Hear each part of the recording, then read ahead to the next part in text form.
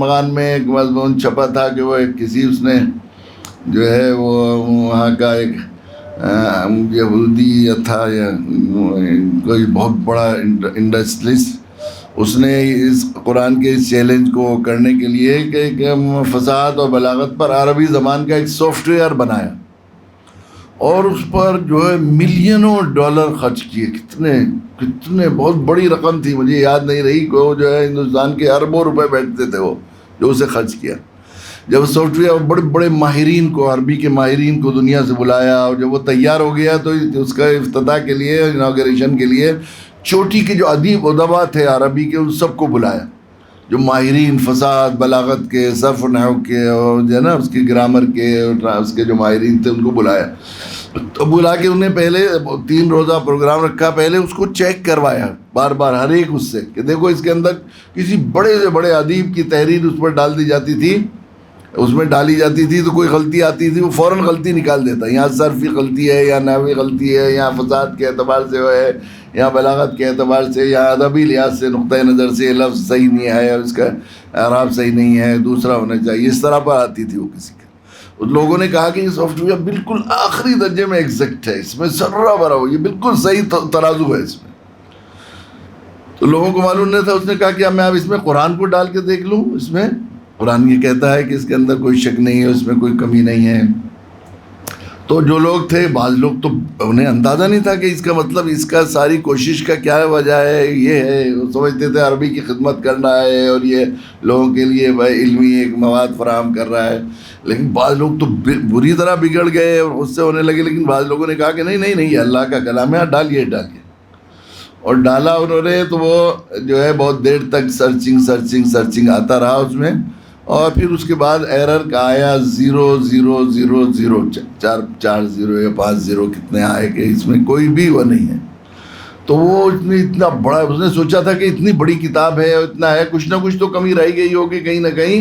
اور وہ جب اتنا سرمایہ اس کا ضائع ہوتا دیکھا تو وہیں اس کا ہارٹ اٹیک ہوا اور وہیں مر گیا. وہ بہت مشہور واقعہ تھا، سارے اخبارات وغیرہ میں وہ کیا گیا تھا. تو ذالک الکتاب لا ریب فیہ، اس کا کیا مطلب ہے؟ ھدی للمتقین، یہ متقین کے لیے رہنمائی ہے. نصاب کن کا ہے؟ کون سی کلاس کا؟ یہ ہے اصل میں متقین. تقوی صفت ہے قرآن مجید میں ذکر کیا گیا ہے، اس کے بڑے فضائل بیان کیے گئے ہیں.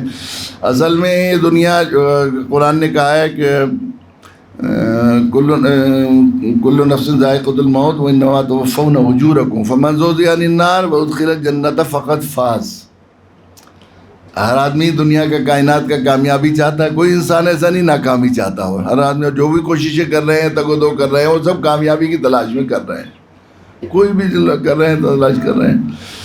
تو کامیابی ہے کیا؟ چلنے سے پہلے پتہ لگے. تو قرآن جو اللہ تعالیٰ کامیابی پیدا کرنے والے ہیں، کامیابی عطا فرمانے والے ہیں، کامیابی کے بارے میں سب سے جاننے والے ہیں، اللہ نے بتایا ہے کہ تمہیں اس دنیا میں رہنا نہیں، جانا ہے وہاں. یہاں تم کمانے آئے ہو یا امتحان دینے آئے ہو، وہاں جا کے پاس فیل کا نتیجہ اس کے بعد ہوگا.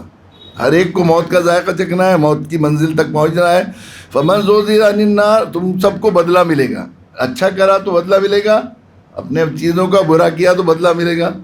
فمن زحزح عن النار وادخل الجنۃ فقد فاز، جو جہنم سے بچا لیا گیا اور جنت میں چلا گیا صرف کامیاب. جنت کے دروازے میں داخلہ جس کا ہو گیا صرف وہ کامیاب ہے. اس کے علاوہ کوئی بھی دنیا میں کیسی بھی عزت سے زندگی گزاری، کتنی راحت سے زندگی گزاری، کبھی کوئی تکلیف نہیں سہی، لیکن موت کے بعد خدا نہ کرے اگر جہنم میں جانے کا فیصلہ ہوا تو یہ انتہائی نامراد ناکام ہے.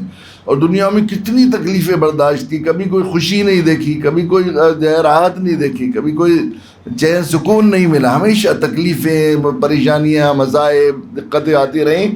لیکن موت کے بعد اللہ کی طرف سے ہوا بندے میں تجھ سے راضی، تو مجھ سے راضی، تیرے لیے جنت ہے. تو یہ شخص کامیاب و فائز المرام.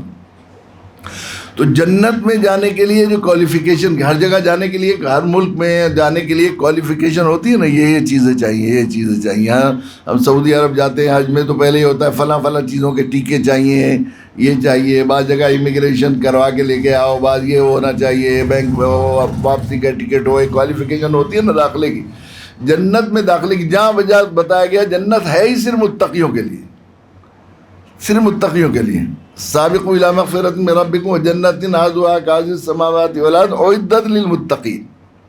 وہ بنائی گئی ہے متقی. ان المتقین فی جنات و نعیم، ان المتقین فی جنات و عیون. کہیں کہیں فرمایا ان المتقین فی جنات و نہر. جگہ جگہ بتایا کہ بلا شبہ متقین ہی جائیں گے، وہ تقوی والے جنہوں نے یہ جو ہے مرحلہ کوالیفائی کر لیا، مرحلہ تقوی کا، صرف وہی لوگ جائیں گے.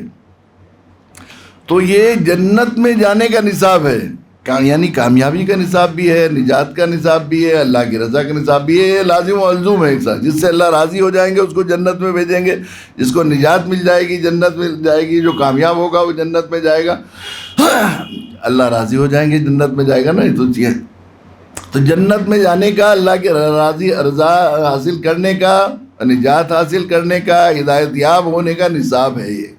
ہدی للمتقین، متقیوں کے لیے.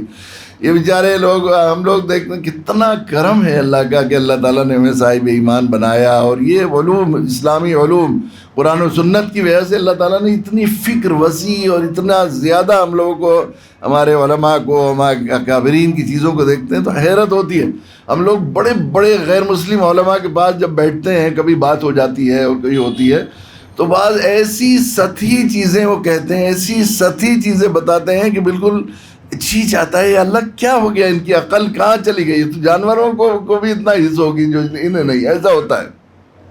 اور جو بڑے بڑے علماء یہاں، مطلب یہ ہمارا جو ہے ہمارے ہندو بھائیوں کا مذہب ہے، یہ بہت ہی اصل میں یہاں پر چونکہ ڈراموں کا رواج تھا اور بہت زیادہ، تو ہیں تو انبیاء علیہ الصلوۃ والسلام ہی کے وہ سچے قصے. ہر جگہ من امتی اللہ خلا فیہا نذیر، خصوصاً برہمن لوگ، آرین وہاں سے آئے نا، وہاں سے تو حضرت ابراہیم علیہ السلام کے قصے، انبیاء علیہ السلام، بنی اسرائیل کے علماء کے قصے، انبیاء کے قصے وہی بیان کیے گئے. لیکن یہاں اگر ان کو ڈرامائز کیا، ڈرامہ بنائے، اس کے ناولائز کیا، ناول لکھے، تو ناول جب کسی چیز کو لکھتا ہے تو تھوڑا بہت گھٹاتا بڑھاتا ہے، اسے دلچسپ بنانے کی کوشش کرتا ہے. کچھ دن تک وہ بنتے بنتے حقیقت ختم ہو جاتی ہے. ایسا رہا. لیکن کچھ نہ کچھ چیزیں جو ہیں، بعض چیزیں جو اللہ نے محفوظ کی ہیں تو وہ رہی ہیں. یہ بات ہے. ابھی تک چونکہ کوئی ان کی جو ہے کوئی سند تو ہے نہیں مستقل، خود بھی ان کے پاس نہیں، بتاتے نہیں ابھی تک. بنیادی کتاب ہے وید، تو ان کے بارے میں ابھی تک بھی تمام اسکالرس اور محققین کا یہ ہے کہ اس کے بارے میں یہ معلوم نہیں کہ کون آتھر ہے اس کا. آدھی گرنتھ ہیں وہ. قرآن نے بھی کہا انہ فی زبر الاولین، یہی بات زبر الاولین میں، ان میں توحید بھی ہے، رسالت بھی ہے، آخرت بھی ہے ان کی کتابوں میں بچی بچایا. اور حضرت تھانوی نور اللہ مرقدہ نے لکھا ہے کہ وہ جو ہے کہ جتنا توحید، رسالت، آخرت، اسلام ان کی کتابوں میں ہے، اگر وہ مان لیں اسے تو ان کی نجات کے لیے کافی ہو جائے.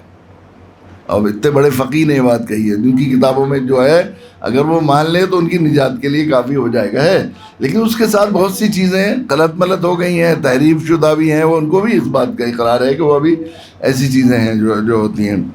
تو اس کو بہت بعض ایسی داستانیں اور کہانیاں ہیں جو بالکل ہی ایسی لگتی ہیں. خود ان کے اسکالر اور ان کے لوگ بھی عام طور پر اس کا بعض دفعہ مذاق اڑاتے ہیں، تو ہمیں بھی اچھا نہیں لگتا کہ بھائی مذہب کا تعلق عظمت و عزت سے ہوتا ہے. تو ہم خود بھی بعض دفعہ بعض غیر مسلم لوگوں نے دیکھا تو ہم منع کرتے ہیں، بھئی یہ دھرم کا معاملہ ہے، اس میں ہمیں ایسی اس کے ساتھ نہیں بولنا چاہیے. کچھ بھی چیزیں ہیں وہ، لیکن ہمیں ذرا ایسا مذاق اڑا کر یا اس کی تحقیر کر کے ہمیں نہیں کرنا چاہیے.